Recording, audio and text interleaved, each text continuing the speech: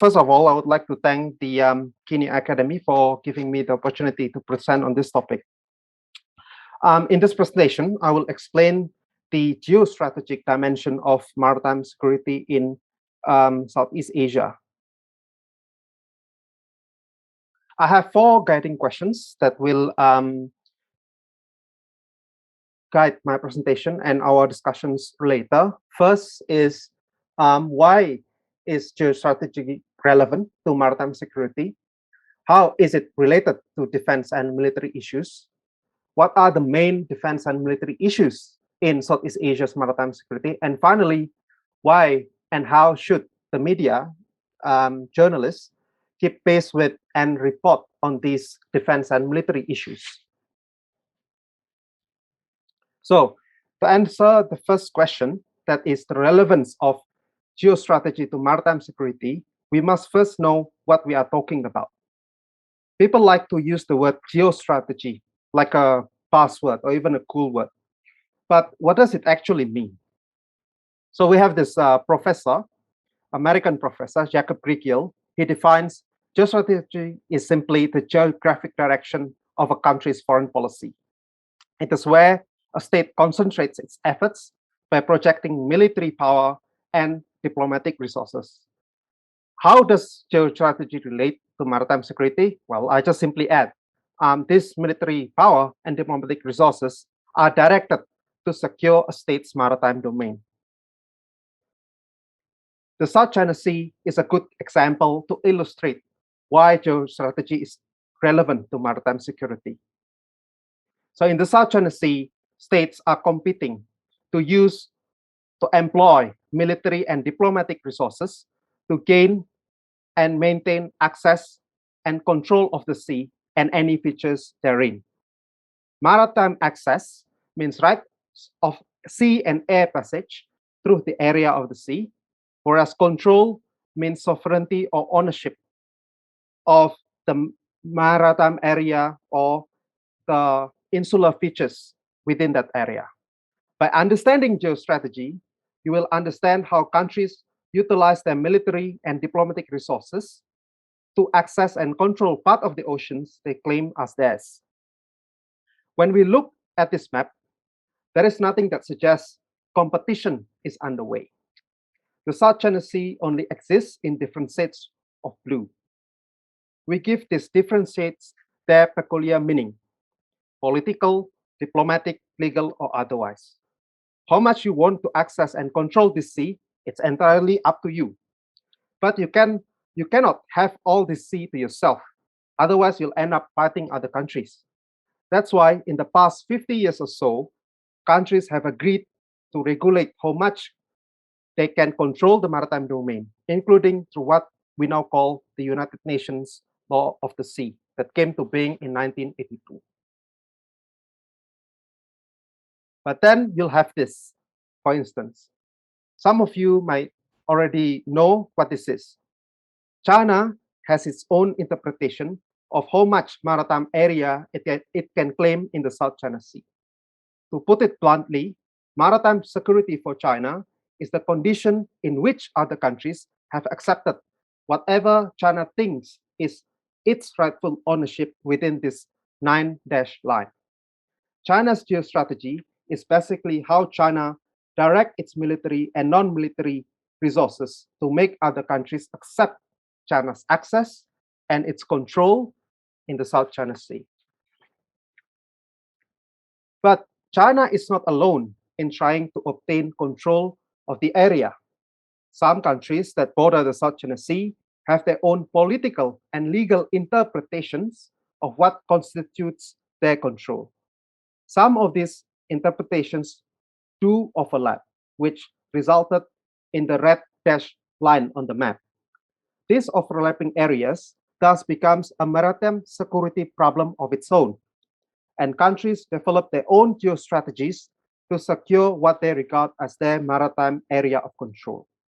Sometimes the geostrategies of these countries collide, which make threats of conflicts very real. We now move to the second question. How is geostrategy related to defense and military issues. Simply put, the easiest way you can defend what you claim is to fortify it with your military units. You place combat aircraft and warships on patrol in and around your maritime domain to intimidate other countries from taking what you claim is yours. And this is a classic exercise of a concept in maritime strategy called sea control. As the name suggests, sea control is basically your ability to use the sea, because you don't control the sea for the sake of controlling it. You want to use it for a medium of transportation or to extract resources from it. But more importantly, sea control is also about your ability to deny other countries from using the sea itself. You want your access and control to the sea exclusive to you only. So you try to exclude others by using coercion or intimidation. At the same time, you also don't want to start a war while denying others from using your part of the sea. This is where you apply what is called gray zone tactics.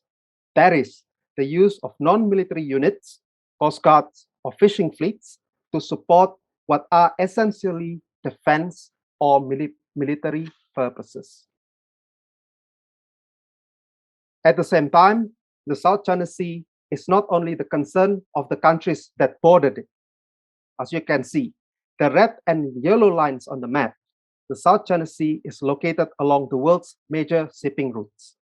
So the South China Sea becomes a stake, not only for Southeast Asian countries and China, but also all other countries that use it for commercial or military purposes.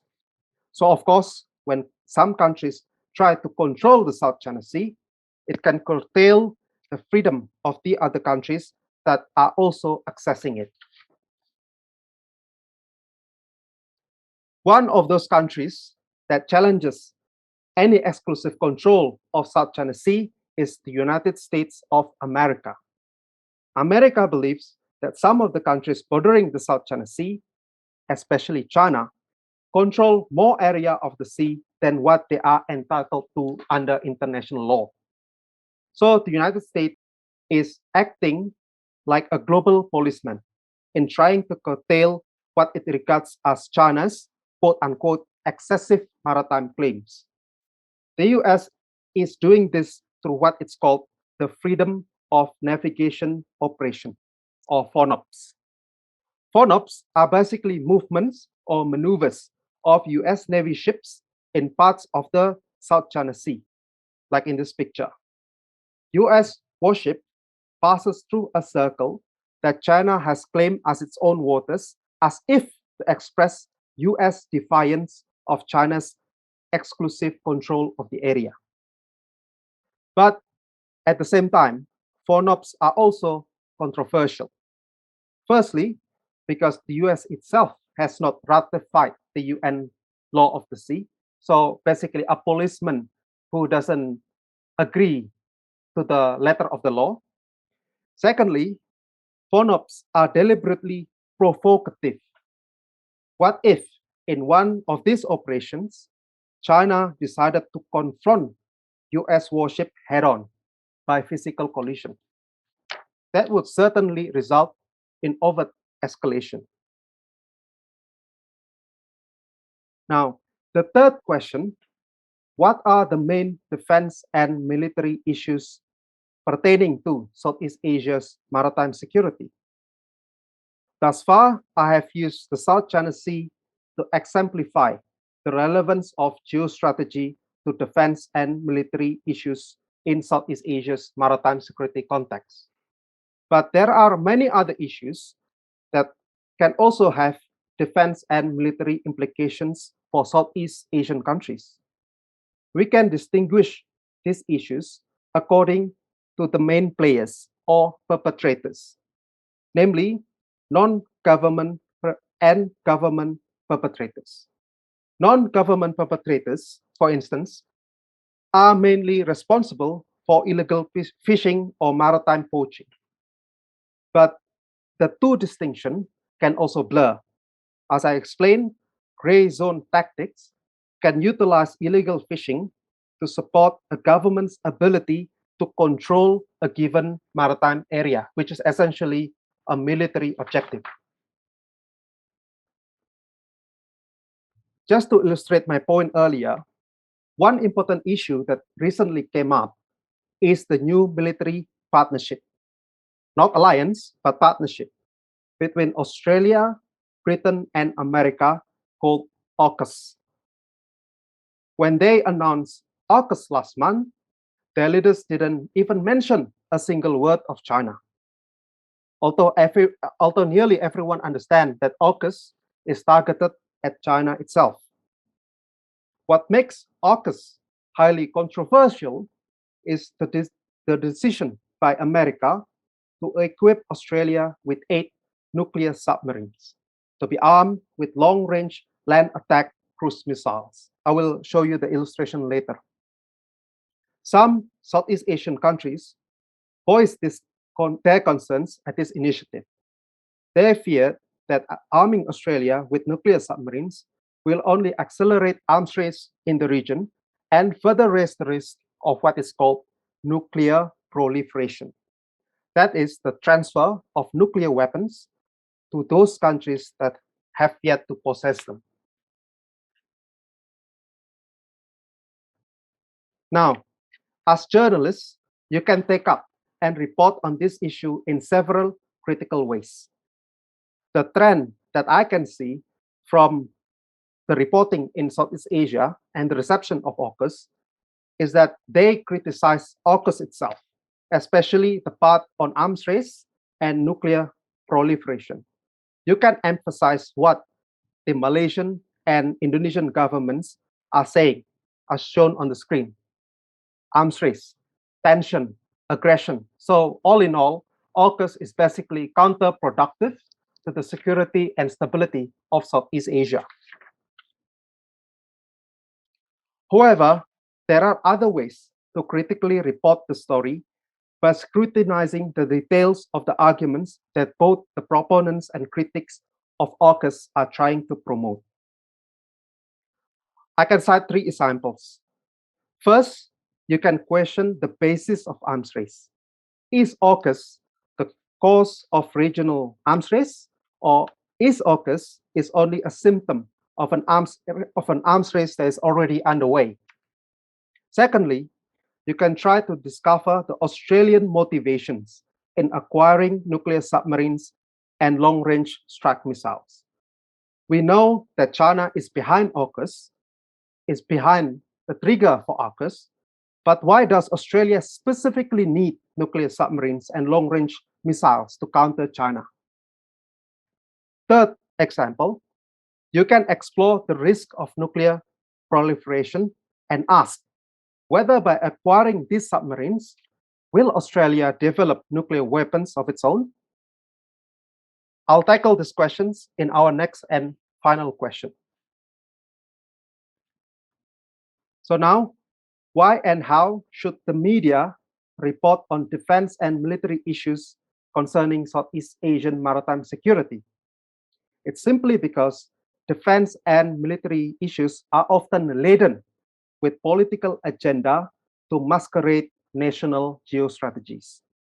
As journalists, your job, and in fact your social responsibility, is to reveal government's intentions behind their statements, behind their public statements and policies.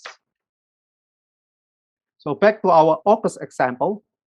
As I explained before, we have 3 examples to scrutinize further the arguments that proponents and critics of AUKUS have said. The first example is whether AUKUS is the cause or only the symptom of a regional arms race. For those of you who are not familiar with an arms race, an arms race is basically the competition between 2 or more countries to acquire weapons in response to one another's acquisitions. Take the acquisition of submarines, for example.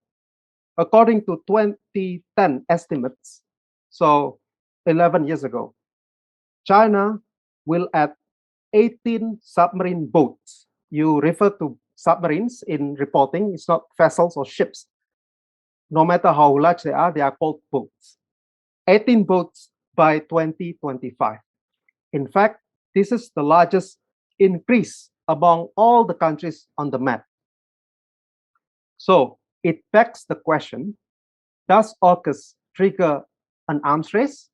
Or is it China's geostrategy that actually sparks Australia, Britain, and America to initiate AUKUS in the first place? This brings us to the second way of reporting on AUKUS. How can we discover Australia's motivations in joining AUKUS and acquiring nuclear submarines? More specifically, why did Australia choose submarines, but not other types of weapons when announcing AUKUS? You could argue, for example, that Australia had agreed on a submarine deal with France in 2016, but the project was already troubled by cost overruns and lengthy delays. So, AUKUS provided Australia with a convenient escape from its troubled submarine deal with France.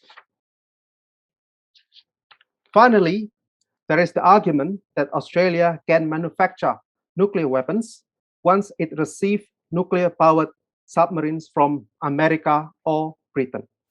You could argue nuclear-powered submarines, or what military analysts call as SSN, as you can see on the screen. SSNs are vastly different in shape and form from nuclear-armed ballistic missile submarines, or SSBN, the top type of submarine. As you can see on the slide, it's simply impossible to convert SSN, for instance, the Los Angeles class, into the Ohio class SSBN, because they are totally two different beasts altogether, made for different purposes.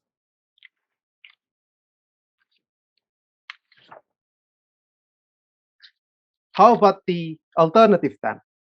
Since Australia is not just going to acquire nuclear submarines, but also Tomahawk cruise missiles, long-range land attack cruise missiles. Can Australia replace the warhead? The warhead is the white tip at the front of the missile with nuclear payload. The answer is yes, Australia can do that, but that still doesn't explain why Australia needs nuclear submarines. Nuclear Tomahawks can be carried on regular warships, even conventional submarines, and fighter aircraft.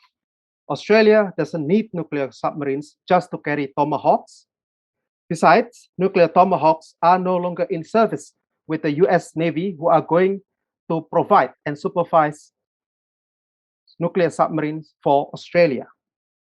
All nuclear weapons at sea nowadays are carried by ballistic missiles, in other words, SSBN, not the kind of SSNs that Australia is going to acquire.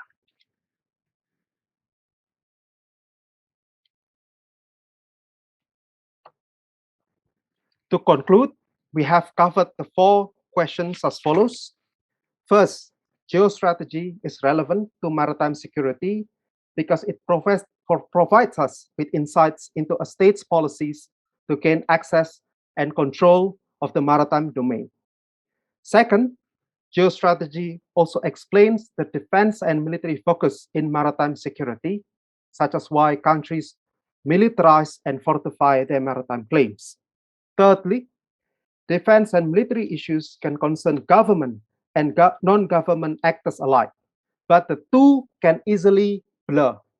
For instance, illegal fishing in the South China Sea, which are carried out by fishermen, but it serves Chinese government's purpose of enforcing control of the claim. Finally, your knowledge of geostrategy can add depth to your reporting of defense and military issues, such as AUKUS. I have some caveats, however, when you report on military and defense issues on maritime security. Firstly, I beg you not to consult the Global Firepower Index for military statistics. because Global Firepower Index is non-authoritative and untraceable as to its sources. It's like the Wikipedia for military analysts. Get your data instead from the International Institute for Strategic Studies, or IISS, or the Stockholm International Peace Research Institute, or SIPRI. You can Google them, and they have authoritative data with clear sources as to where they get their statistic from. Secondly, be mindful of military jargons and lexicons that can deceive you, such as the difference between nuclear-powered and nuclear-armed submarines. One can ask, for instance, whether nuclear propulsion, that is nuclear power, for a war machine like a submarine constitutes peaceful usage of nuclear energy. Finally, when listening to government defense and strategic policy announcements and statements, make sure you not only read between the lines, but also listen to what I call listen to the silence. Sometimes words are deliberately unspoken of to convey a special meaning. For example, the Indonesian government's official response to AUKUS only addresses the issue of Australian nuclear submarines. But the word AUKUS itself is absent in the official statement. So you need to ask, is there a hidden meaning in the fact that the word AUKUS is left unsaid in the official statement of Indonesia?